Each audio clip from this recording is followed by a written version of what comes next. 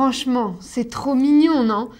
Faudrait que je mette un match de boxe à mon lapin histoire de voir s'il réagit pareil, tiens. Bon, moi c'est Ozzy, vous êtes sur Mobest TV, alors asseyez-vous bien confortablement, ouvrez bien grand vos yeux et vos oreilles et savourez la dose qui suit. Allez, allons-y.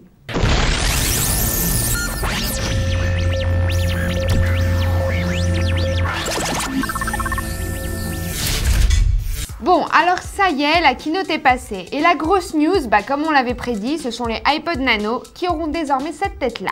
Comme vous pouvez le voir, nos prédictions disaient vrai, et moi je suis toujours pas fan de la nouvelle gueule des plus petits baladeurs de Apple. Si on les compare aux anciennes générations, le nouveau Nano est grand et mince, comme celui de la première, un peu arrondi comme la seconde, et possède un écran plus grand comme la troisième. Selon Steve, le must, c'est que cet iPod est, je cite, le iPod le plus mince de tous les temps. Alors vous en dites quoi, vous? En attendant vos réponses, je vais quand même vous montrer un des nouveaux accessoires qui accompagnent la sortie du nouveau Nano, des super écouteurs. Voilà à quoi ils ressemblent. Sympa, non?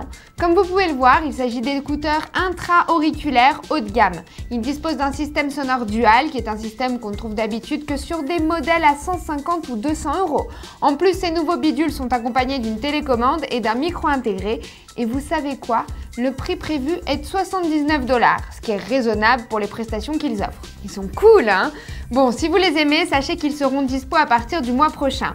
Moi, je suis preneuse. Même ce qu'il reste à voir, c'est la résistance de ces écouteurs. Parce que moi, des écouteurs Apple, j'ai dû en casser 1 milliard à peu près, et je suis sûre que je suis pas la seule.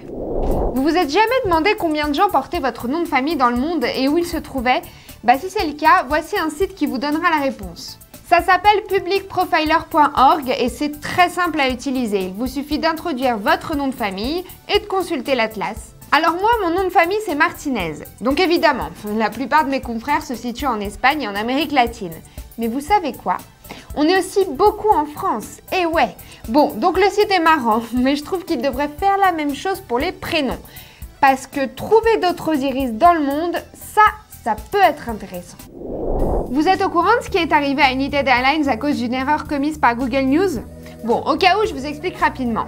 En fait, Google News a tout simplement republié par erreur un article datant de 2002 et appartenant au Chicago Tribune. Résultat, la valeur boursière de la compagnie aérienne a fondu de 75% en 5 minutes lundi dernier au matin, ce qui a forcé la bourse à suspendre la cotation.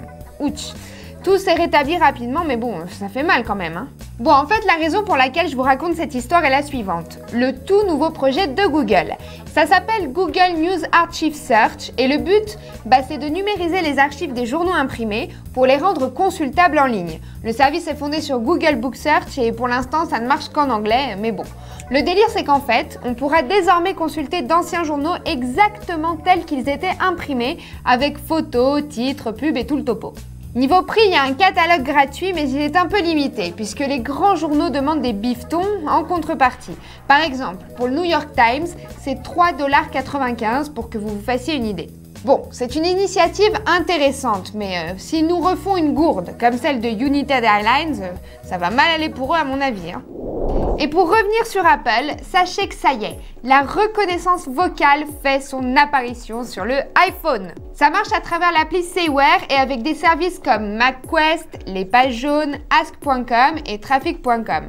Ce qui est cool, c'est que c'est gratos sur l'App Store vu qu'il suffit de donner son nom et son adresse pour profiter de cette petite nouveauté. Bon alors ouais, c'est pas mal. Mais moi, les histoires de reconnaissance vocale, ça m'a toujours fait marrer. C'est vrai, faut avouer que ça marche jamais vraiment bien. Je me souviens d'ailleurs, quand j'essayais de l'utiliser il y a longtemps sur mon Nokia, j'avais l'air complètement débile. Imaginez-moi, au milieu de la cour du lycée, en train de gueuler « Maman !» à mon portable pour qu'il marque son numéro. Je vous jure. Un projet d'internet par satellite à faible coût et soutenu par Google, Liberty Global et HSBC a été lancé mardi dernier à Jersey. Ça s'appelle O3B Networks et son but est en fait de faciliter l'accès à Internet aux populations mondiales ayant peu de chances d'avoir droit à une connexion rapide. O3B entend toucher donc ainsi les consommateurs et les entreprises de plus de 150 pays en Asie, en Amérique latine, en Afrique et Moyen-Orient. Selon l'entreprise, le système proposé va offrir une performance fibre sur satellite à des prix comparables à la fibre dans les régions développées.